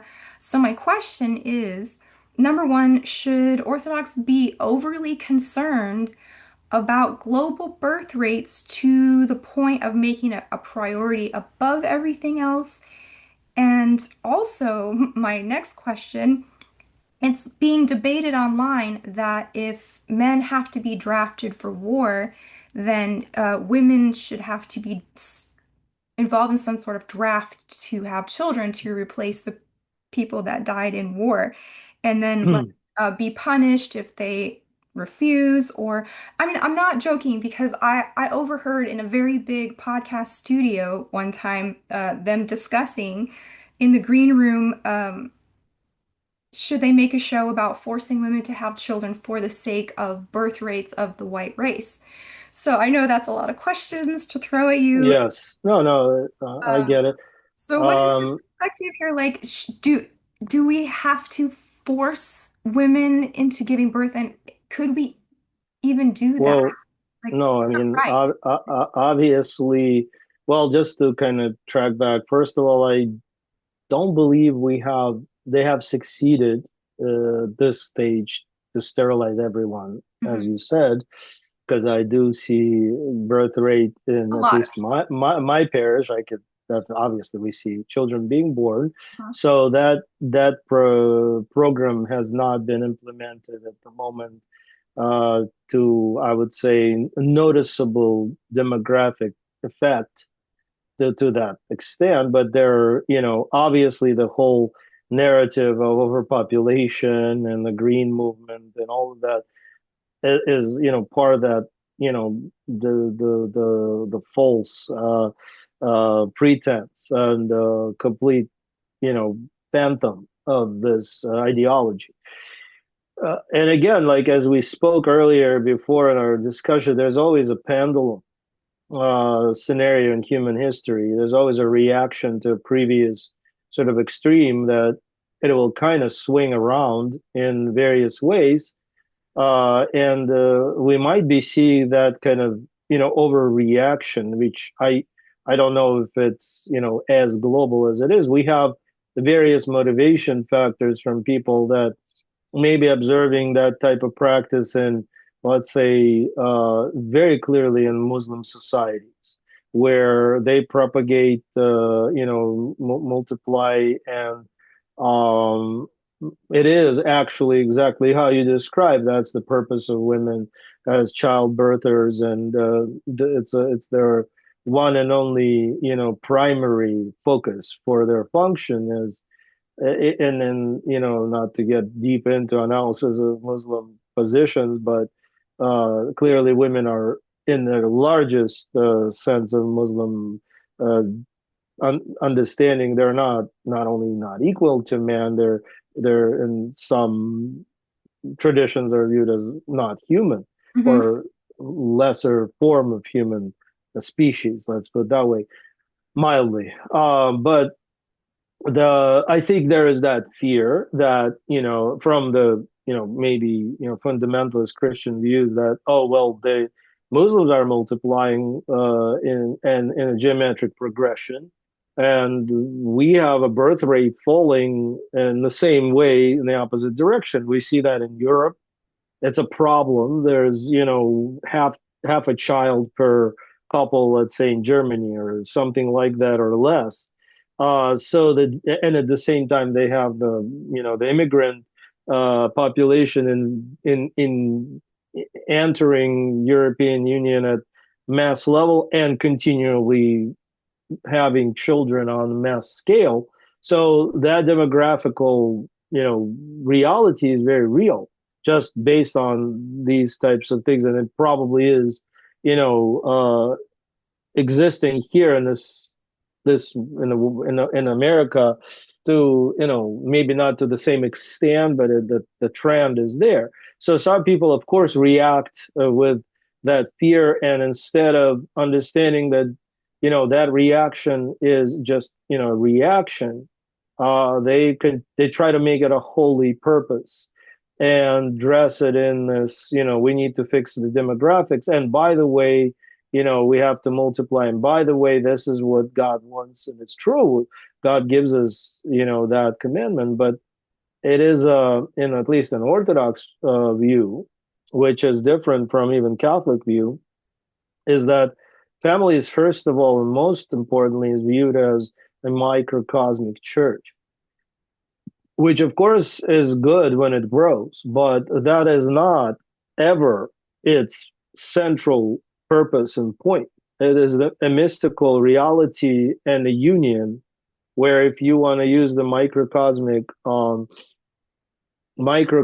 analogy of the church, man, you could say, is the priest in that extent, that regard, and that man's role is in the home is to be the priest. The family or his wife is his congregation, is the church, Hmm. is the and their union in Christ, and their union in that respect is central, which is based again on the same principles that I've discussed, which at its core it has love, which can never be in any way connected to forcing anything on anyone. Right. So to force someone in any way, including childbirth, will be, a complete opposite of what a church in that microcosmic sense is to meant to be the family.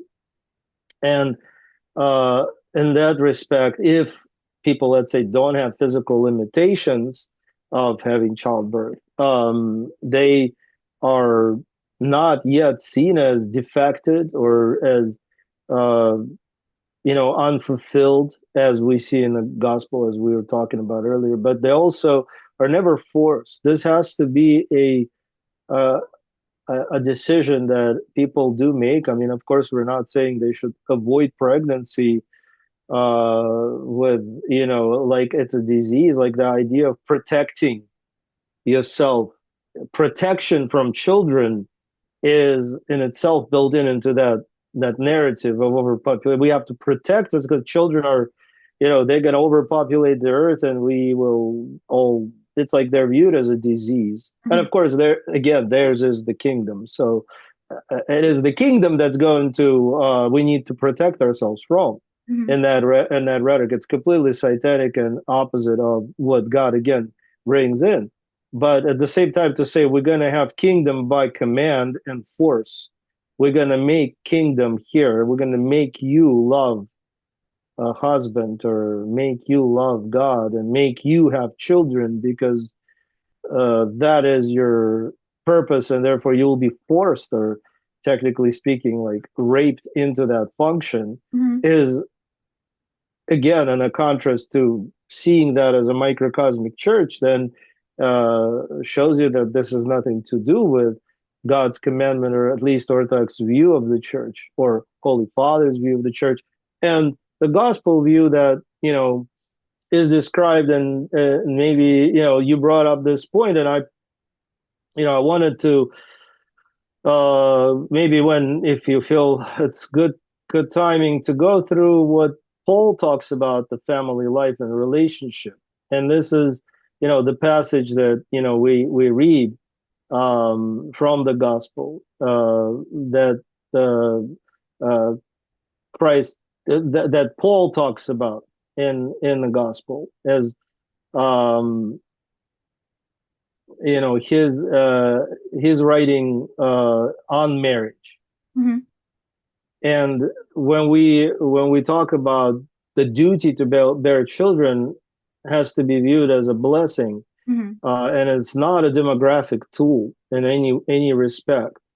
And it's horrific if people see that this way. Woman's body is a temple. It is true, and not just woman's body is a temple, and man's body is a temple of the Holy Spirit. Um, and so forced childbirth is uh, it's a violation of everything that gospel teaches us. And as we read from Paul, and I can read that, we read these things during church marriage sacrament that is done in the Orthodox Church, and we read from this passage of Paul. And Hmm. I'll read it to you, and if you want, we can kind of go down this pathway and answer this question in the words of the gospel itself. So Paul talks about this, and I can go line by line if you want, Yeah. because We submitting were just at a yourselves, Orthodox wedding. It was beautiful. So yes, yes. Second, I want to see this here. I'm trying to, you I'm just trying to, oops, yeah, I have it pulled up, and let's see. So, Paul says, submitting yourselves to one another in fear of God in the first verse. hmm. Um, Again, this is a very important word. And as we talk about Islam, Muslim faith, it's often called religion of submission. Hmm. Um, And idea and the word submission is a very popular word in that kind of extremist view of Christianity.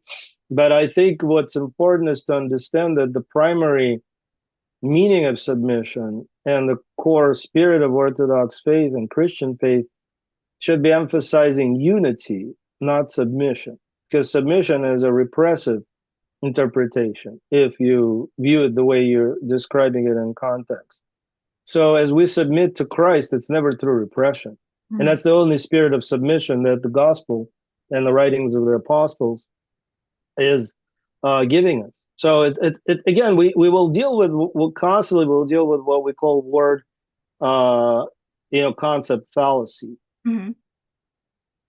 It is, it's interesting because people will often just attach understanding intuitively to a word, like when we talk about divine I am, and usually in our false understanding, I is an ego, I is selfish, like iPhone and now I robot of Mhm. Isaac Asimov's idea. It's again, it's this flip into word concept fallacy where we think divine I am is a selfish, could be viewed as a selfish deity that wants our sacrifices. Well, the selflessness of God is demonstrated in his sacrifice. So that identity that is divine is not egotistical, and yet our language limitations will lead us to believe that idea of I can be interpreted as selfishness, and I will get to it. But submitting yourselves to one another in fear of God, in a context, submission is not something in a context of the family where it's a one-way street. It's not uh, it's not something that a woman has to do in fear of man.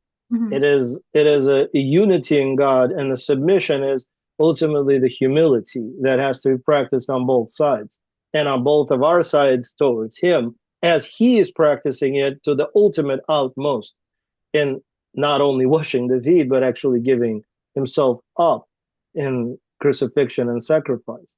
And the fear of God is also misinterpreted in that context. We can get, we can spend 3 hours talking about it, so I'll kind of move through it a Well, little I quicker. say But that because the very next episode I want to do is all about submission and that issue. oh, okay. So So maybe this before, is premature breakdown. I wasn't aware of what your plans were, but I will, maybe I'll go a little quicker then. Wives, submit yourselves unto your own husbands as unto the Lord. And the submission it is a form of spiritual offering. It's not a relationship of a boss and his employee. Um, it is has to be born out of honor and love once again, and the icon of Christ that is ultimately every human being and her husband is where the devotion has to spring from. It has to be, again, the core is unity and love, not submission in the form of repression. Mhm. um, St. John clarifies this where he says, wife is a second authority. Let her not then demand equality, for she is under the head, nor let the husband despise her obedience, as she is the body. So the paradigm is a completely different dynamic. You cannot take the head separately and say, my head is superior, so it's going to operate separately and has a superior function. It is nothing without the body. It's nothing without the heart and the blood supply and oxygen and the lungs and so on. Obviously, all the systems are united, and none of these will function separately, and one is superior. Therefore, it has to, be viewed as, dominant that will repress the other.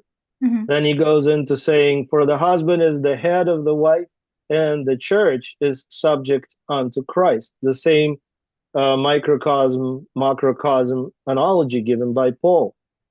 Uh, uh, Christ can be viewed as the husband of the church, and as we say, he's the bridegroom. We see that analogy in the church relationship. That's why Christ puts forth the idea of bridegroom. That's why he's speaking about that in parables.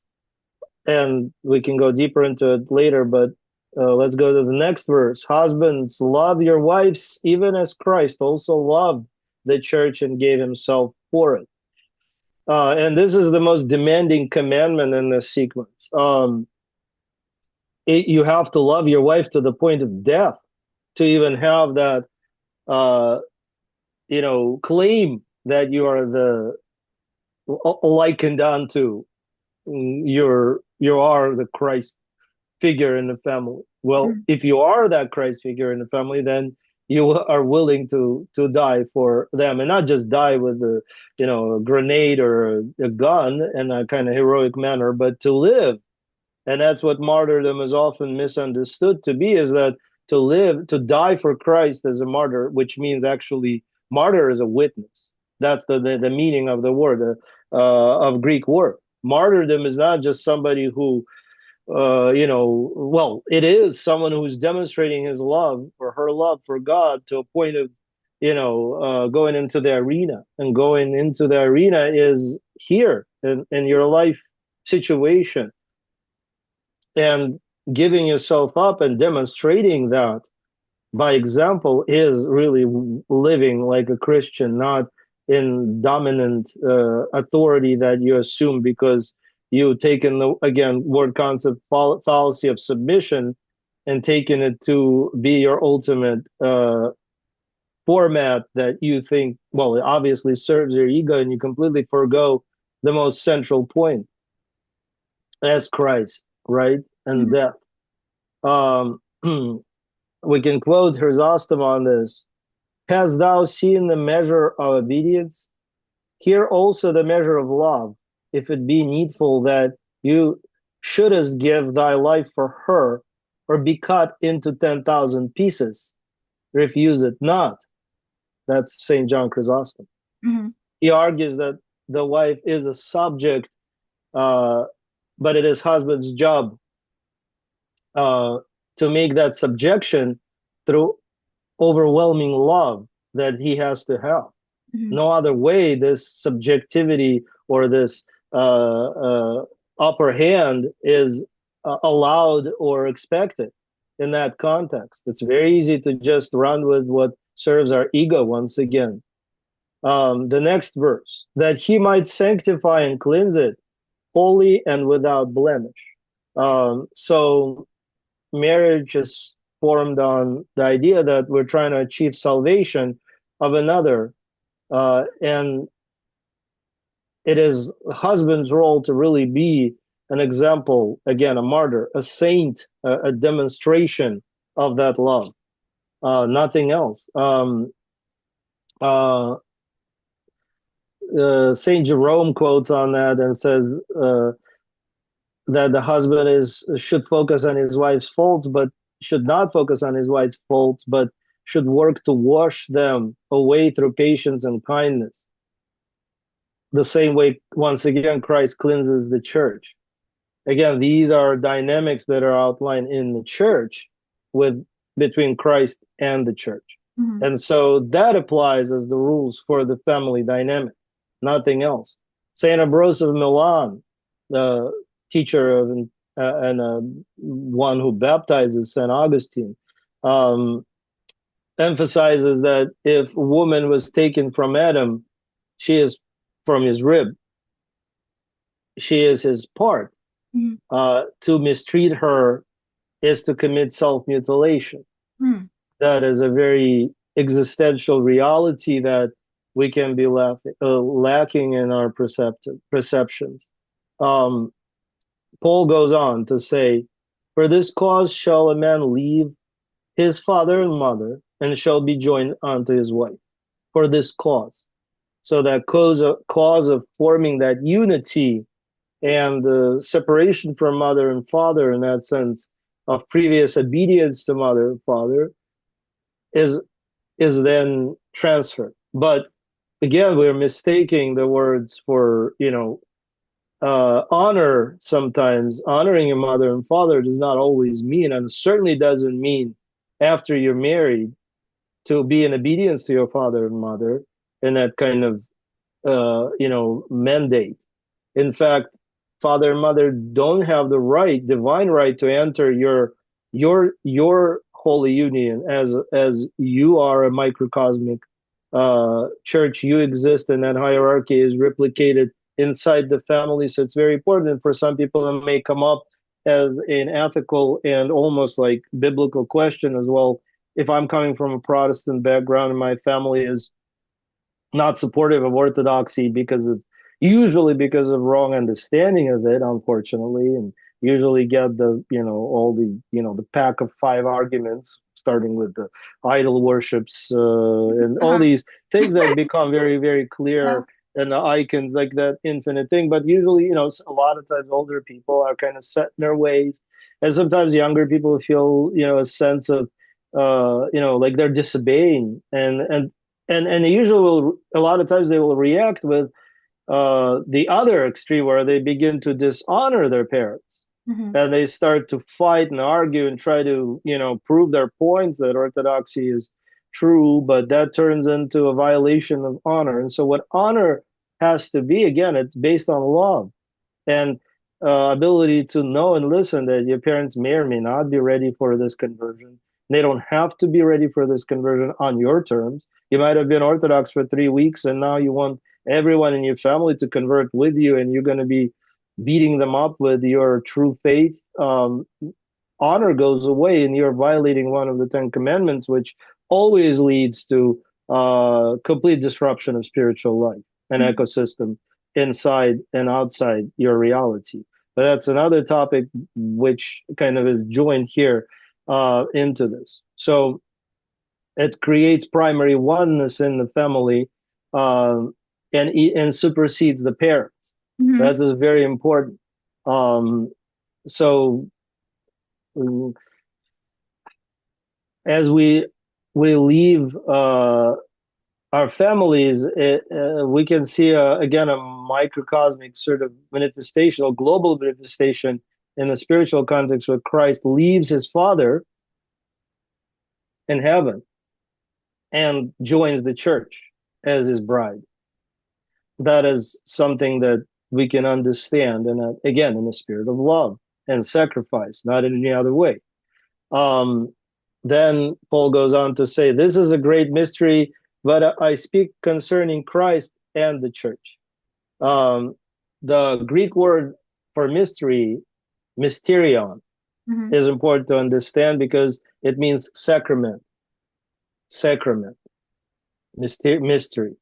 Marriage is not just a legal contract, and it becomes that living image, that living icon of the holy relationship Hmm. between God and humanity that is then practiced and lived inside the family microcosm. Um, Saint John of Damascus describes as a union of a man and a woman, uh, as a divine union of human natures in a dogmatic understanding within Christ. So there is that even inner marriage that is exhibited in Christ's incarnation, that is then exhibited within us Hmm. as we merge in the marriage and the union. Again, this has yet not addressed the issue of childbearing or not. This is all about that union of husband and wife. That is not the sole purpose of procreation as the central and maximum program for the purpose of our relationship as husband and wife. This is not mentioned here in Paul. I'm not reading off anybody else here. Hmm. So our ultimate duty is love, and you can say that if husband's duty is love, and woman's duty as the church could be described as reverence. And the word reverence in Greek is translated. I don't know Greek very well, and I may mispronounce it. The phobet, phobetai is phobia. The root of it can be translated as fear. Hmm. Um, but it is definitely not that type of fear and trembling that we often adapt from Adam trembling and hiding from God, or terror and paralysis, which Saint John in the Gospel talks about it as fear being the obstacle in the perfection of love. So it's certainly not that fear, that animal fear. I fear my husband as a beater and as a tormentor, as Right. I fear God in that regard. So I'm completely missing the point of my relationship with God, and I'm missing my point, my relationship in the family. Hmm. And if that is propagated again, it's the spirit of Antichrist, not spirit of Christ in any respect. Um, uh, and the idea in relationship and obedience and respect, again, biological model that's given by Chrysostom. Um, it is that unity. It is the unity of head and the body. That's the only way the health or healthy existence can continue. Hmm. Everything else becomes a destruction and disease. So that's where we are bringing that point, and that fear is often used or misused and misunderstood by the prideful self, and will definitely misread and misinterpret the whole purpose of this harmonious dynamic that we're called to uh, live inside our family. And then, so the question of childbearing by force or by some program or reaction to depopulation now, as this new program for overcompensation for that false and uh, definitely satanic idea that we're overpopulating the earth now, we need to reduce the population. So instead, what we're going to do is we're going to respond to that by reproducing on mass scale and breeding new soldiers or new. Who needs soldiers anymore anyway? We have drones, and Right. we have weapons that we don't. I mean, this whole model and idea of war is becoming obsolete by the day, if already hasn't become. This is a completely, even from just the reality of warfare and the idea that we need to breed more soldiers is like as archaic as it can possibly be. But that's not to even say that this has any point Hmm. to be countered anyway. So I don't know if this kind of opens up some of the, or closes down some of those again, false notions that children can be born out of duty and should be we should procreate with this idea as a driving force Well, is wouldn't you agree? You can want something good for the wrong reasons. I mean, Jeffrey Epstein wanted to have a bunch of kids, so it's like, doesn't make that wholesome. absolutely not. The idea that we want to make to duplicate or to recreate our own self is just as it can be just as demonic and satanic. And if I just want myself to be multiplied, more of me once again is it doesn't have to be good. It's just like I think I am the best, so I want to make more of me out Mhm. there. Right. And the more of me there is, the better, because that will be like the ultimate goal of self-expansion and That's Elon self-propagation. Musk uh, ethos. Just panspermia your DNA into the universe so that Yeah, you. I'm a superior creature, and I want more of the mini me, right? The mini me. Yes, mini me's. Yes. Yeah, I mean, it's a very explainable logic that, ultimately, if I am successful or superior in that sense, or I live through the lens of seeing my own grandeur, I would like to see more of me. Yeah. out there and I am ideal. I'm the ultimate value. I mean, that's a humanist sort of maxim that takes, if a human being is the greatest value, not God, then obviously the greatest value that I can conceive of is myself. Ultimately, I mean, there might be better people out there. I can conceive of that, but if I'm successful and I measure myself by the amount of, uh, cryptocurrency or, spaceships that I have launched or whatever it is. And I don't know Elon Musk, and I don't want to judge him. He might be, pursuing things sincerely, and I don't know. But all I can say, in case Elon, you're watching, we can always get on a call about that. But I would say that honestly, I think that desire isn't necessarily inherently wrong. Mhm. You're sincerely thinking that you are the best version of what you can conceive to be a human being. So yes, you naturally want to replicate that. And of course, it's a false understanding. The best version of a human being is the new Adam, is Christ. Mhm. And if you want to replicate Christ, you can only do that in love, and you have that option.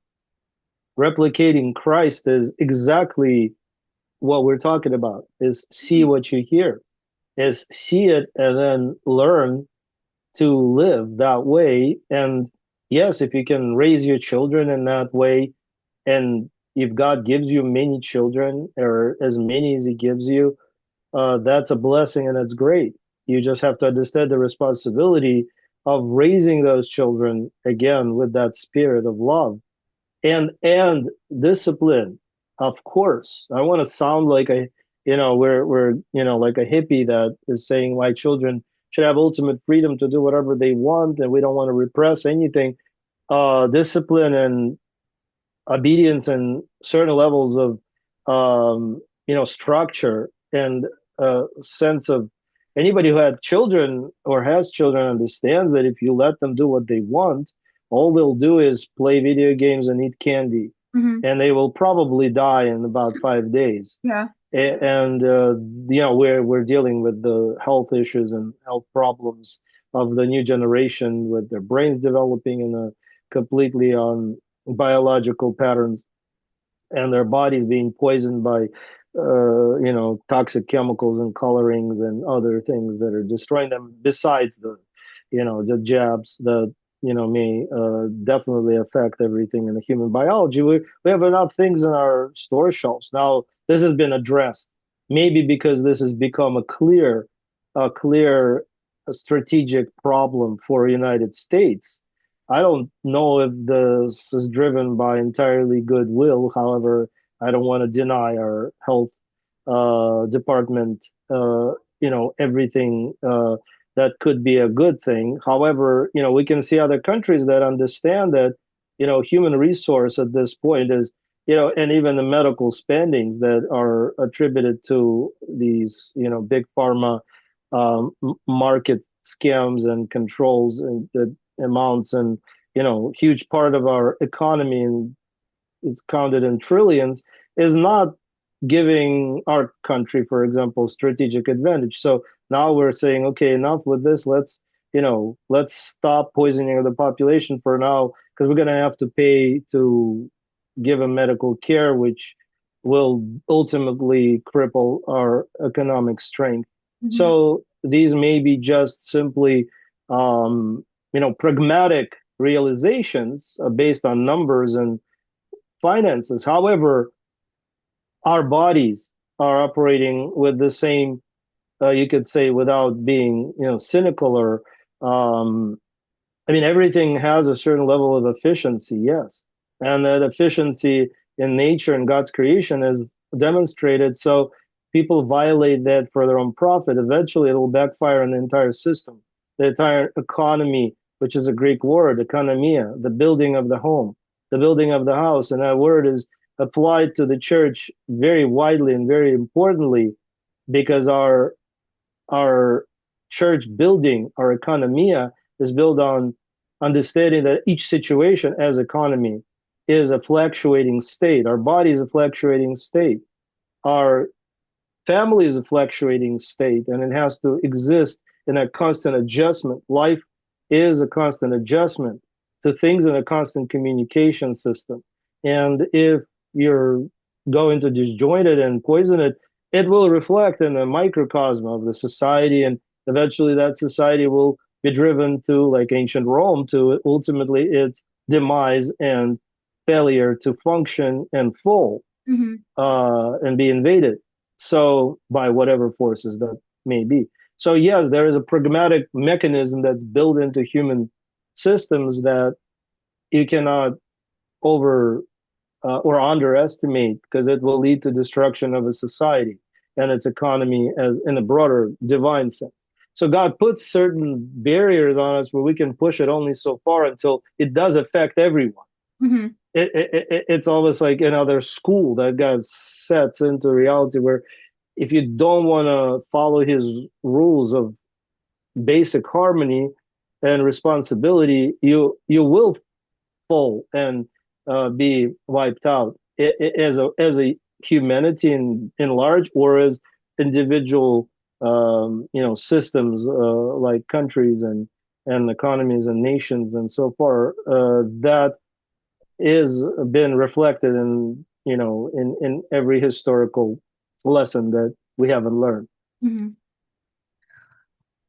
Well, you've already given a preview to everything I want to talk about next time, submission and Islam. That was also on the list. So you sort of, peppered I this. spoiled it all. No, no, you just give a little foresight to next time because we've all seen that viral video of certain person visiting a parish in Dallas to try and get some insight into what's going on in our church and what is proper. So I think that's where we will open it up next time, talking about biblical submission and what is the difference between that and oppression.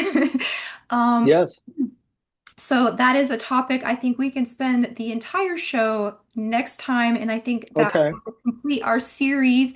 And I might give you a curveball next time too, talking about revolutions and revolutionary spirit and how good or bad is that. So maybe that's something you can. Thank you. Yeah, I love that. I love that theme. It's very, very close to my life's reality because I'm a child of revolution. I was born in a city that they called the cradle of three revolutions during the Oh, Soviet wow. period. St. Petersburg, is that what it? Yeah, yeah, they called it in the Soviet time. They used that beautiful rhetorical image. They said they called it the cradle. Oh, wow. The Okay. cradle. How satanic could that be? A cradle of three revolutions. Like a revolution is a birth of a. Again, this is like a birth of a child, right? Yeah. They literally use that metaphor or whatever you could call it. I don't know how. Maybe it's not a metaphor. Maybe, uh, whatever you want to describe this, but it's interesting that you mentioned. But anyway, yes. So as a maybe I could say I was born in the cradle of that, and my life led me to another cradle that was called the Cradle of Renaissance, which is Florence, which in itself also has very interesting and multi sort of layered problematics in the Renaissance realities and re- resurgence of certain humanist ideas and on beauty and problems that come through that. And this could go on forever, but I did have my own life's sort of journey go through these two cradles. And I mean, St. Petersburg is certainly not, and it wasn't intended to be obviously a cradle of revolution as it was created Mhm. or built, but still built on the bones of many people, as it was the practice, and it still is the practice of building these towers, and even beautiful things and cathedrals often have been built on bones of many people, Mhm. um, with various degrees of intention. So, anyways, this is probably well, definitely is another topic. But Yes. if you have anything else that we need or want to talk about, I'm open to that. If we're concluding, I'm gonna shut up. You don't have to shut up, but I think we I'm are s- out of time for today. yes. I want to encourage everybody to get one of these, the House of Jesus, beautiful, and come and see. So if you are curious about the ancient faith and want to know what actual Christianity or Christendom teaches, definitely go visit Father Vladimir's parish or anyone close to you, and you will see. So thank you so much for your time, and I really appreciate it, Father.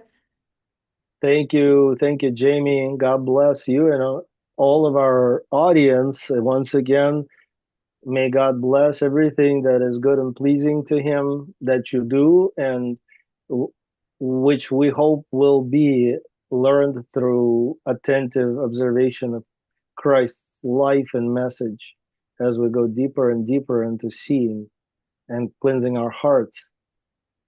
Amen. Amen. Come and see. Thank you. Thank you.